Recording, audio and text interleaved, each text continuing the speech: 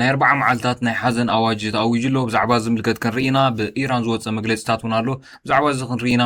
ብኢራን ዝፍፀሙ ዘለዉ መጥቃዕትታት ኣብ ዝተፈላለዩ ከተማታት እውን ብፍላይ ካኒ ኣብ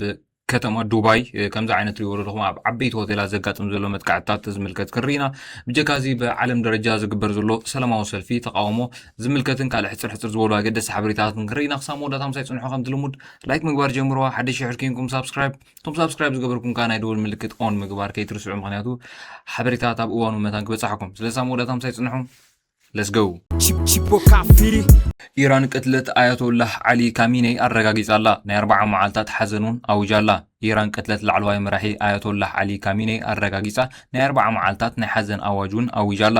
እቲ መራሒ ትማልያ ብከተማ ቴህራን ብእስራኤልን ኣሜሪካን ዝተፈጸመ መጥቃዕቲ ከም ዝተቀትለ መንግስታዊ ማዕከን ዜና ሓቢሩሎ ብመሰረት መግለጺ ላዕለዋይ ቤት ምኽሪ ሃገራዊ ድሕነት ኢራን መንግስታዊ ማዕከን ዜና ዝወፀ መግለጺ አያቶላህ ካሚኔይ ትማሊ ኣጋምሸት ኣብ ቤት ጽሕፈቱ ብዝተፈጸመ መጥቃዕቲ ተቐቲሉ ኢሉሎ ድሕሪ ሞት እቲ ላዕለዋይ መራሒ ኣብ መላእ እቲ ሃገር ናይ 4 መዓልታት ናይ ሓዘን ግዜ ተኣውጁ ከም ዝተኣወጀ ገሊጹሎ ኣካል ናይቲ መራሒ ሃይማኖት ዝኾነ ላዕለዋይ መራሒ ባይቶ ድማ ቀልጢፉ ተተካኢ ክሸይም ትፅቢት ይግበር ብምባል ገሊጹሎ ብዘይካ ኣያቶላህ ካሚኔይ በቲ ዝተፈጸመ መጥቃዕቲ ልዕሊ 200 ሰባት ከም ዝሞቱ ቀይሕ ወርሕን ካልኦት ምንጭታትን ሓቢሮም ኣለዉ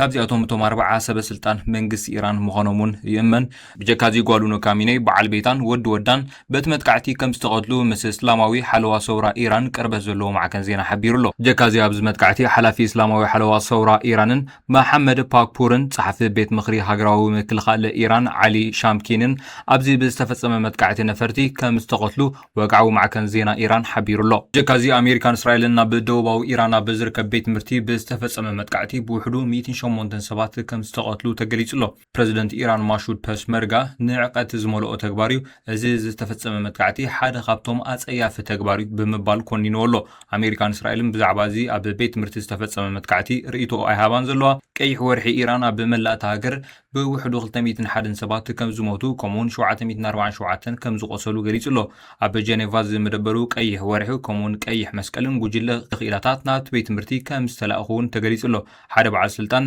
3 ሚሳይላት ኣብቲ ኣብ ግዛት ሆርሞዝጋ ኢራን እትርከብ ከተማ ሚንዳብ ብዝርከብ ቤት ትምህርቲ ከም ዝተሃርመ ይገሊጹ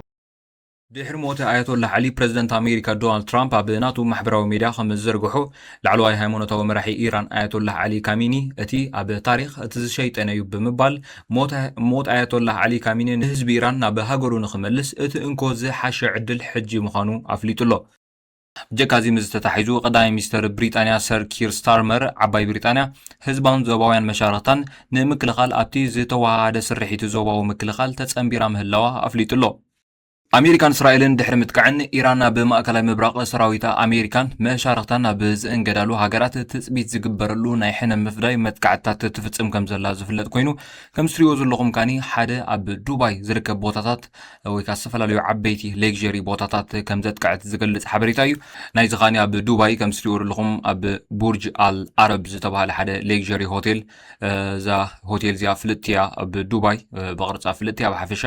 ሓደ ሓንቲ ካብተን ኣለዉ ባህሉ ሆቴላት ናይ ዱባይ ከም ትሪእዎ ዘለኹም ኣብ ታሕቲ ብሚሳይል ከም ዝተሃረመ ድሕሪ ምህራሙ ክነድድ ዘርኢ ምስልታት ይረአ ኣሎ ማለት እዩ ኣብዚ ጥራይ ኣይኮነን ኣብ ዝተፈላለዩ ሆቴላት ዓበይቲ ህንፃታት ክህረሙ ዘርእውን ኣሎ ብፍላይ ድማ ብዱባይ እቲ ዝዓበየ ህንፃ ምዃኑ ዝፍለጥ ቡርጅ ከሊፋውን ናይ ሚሳይል መጥቃዕትታት ይፍጸመሉ ከም ዘሎ ወይ እውን ፈተነታት ይካየደሉ ከም ዘሎ ዝሕበር ዘሎ ማለት እዩ ከም ትሪእዎ ዘለኹም ናይ ሚሳይላት ምስሊ ኣብ ጥቃ ቡርጅ ከሊፋ ክዓለብ ዘርኢ መብዛሕትኦም ናብ ቡርጅ ከሊፋ ኣተኪሮም ዝተሰደዱ ሚሳይላት ብፀረ ሚሳይላት ምኽንዮም ተራእዮም ማለት እዩ ወይ ንቡርጅ ከሊፋ ይሃረማ እንደሎ ከም ትሪእዎ ዘለኹም ግን ዝተፈላለዩ ሚሳይላት ናብ ቡርጅ ከሊፋ ዝዓለሙ ከም ዝተሰደዱ እዩ ዘርኢ ዘሎ እዚ እውን ከም ትሪእዎ ዘለኹም ካልእ ምስሊ ናብ ቡርጅ ከሊፋ ዝዓለመ ዝተሰደደ እዩ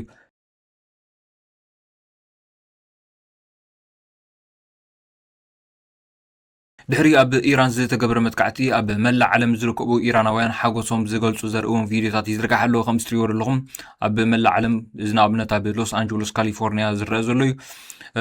ኣብ ልዕሊ ኢራን ዝተገበረ መጥቃዕቲ ከምኡውን መራሒ ኢራን ድሕሪ ምሟቱ ሓጎሶም ኣብ ጎደና ብምውፃእ ከም ትሪእዎ ዘለኹም ሓጎሶም ገልጹ ኣለዉ እዚ ኣብ ሎስ አንጀለስ ካሊፎርኒያ እዩ እዚ ትሪእዎ ዘለኹም ኣብ ሎንደን ዩናይትድ ኪንግደም እዩ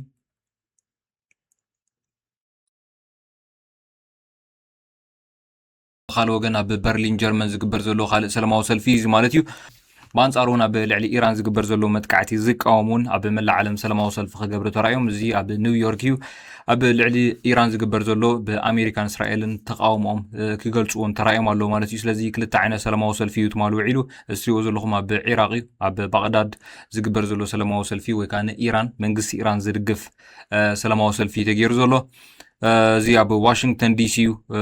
ውግእ ይኣክል ኣብ ኣንጻር ኢራን ብዝብል ካነ ከም እትሪእዎ ዘለኹም መብዛሕትኡ ተቃውሞ ንኣሜሪካን እስራኤልን እዩ ማለት እዩ ስለዚ ከምዚ ዓይነት ሰላማዊ ሰልፊ እውን ተካይዱ ኣሎ ክልተ ዓይነት ሰላማዊ ሰልፊ ኣብ መላእ ዓለም ክግበር ውዒሉ ትማል እዩ